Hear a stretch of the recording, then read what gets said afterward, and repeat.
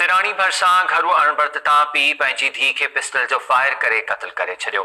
बख्शूदेरो में जवाबदार अलह बचायो कुंबर घरू अणबड़ता 18 वरनि जी धी अनम खे क़त्ल कयो आहे। पुलिस जवाबदार खे गिरफ़्तार करे वरितो, लाश अस्पताल मुंतकिल कयो वियो आहे।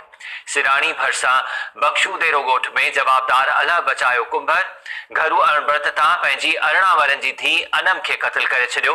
इन वाक़े खां पोइ पुलिस जवाबदार खे गिरफ़्तार करे वरितो ऐं लाश अस्पताल मुंतकिल कयो वियो आहे। ख़बर वाक़े ॾियूं पिया सिराणी भरिसां ॻोठ बख्शूदेरो जिते घरू अणबड़ता पी पंहिंजी धी खे पिस्टल जो फायर करे क़त्ल कयो। जवाबदार अलह बचायो कुंबर 18 वरनि जी धी अनम खे क़त्ल कयो। इन वाक़े खां पोइ पुलिस जवाबदार खे गिरफ़्तार करे वरितो आहे। नारी जो लाश मुंतकिल कयो वियो।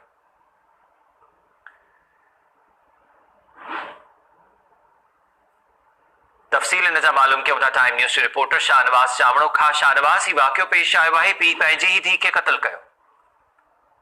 जी अमित, सिराणी भरिसां बख्शूदेरो जे रहवासी अल्लाह बजाए कुंबर घरू अणबड़ता पंहिंजी नौजवान धी अनम मथां पिस्टल जा फायर करे क़त्ल करे छॾियो, जंहिंखे सिराणी पुलिस मज़कूर जी लाश सिराणी पुलिस पोस्टमार्टम लाइ हिंदुस्तान बदीन पहुचायो, जॾहिं त जवाबदार खे सिराणी पुलिस पिस्टल समेत गिरफ़्तार करे छॾियो आहे। जी अपडेट करण लाइ महिरबानी मुंहिंजी शाहनवाज़।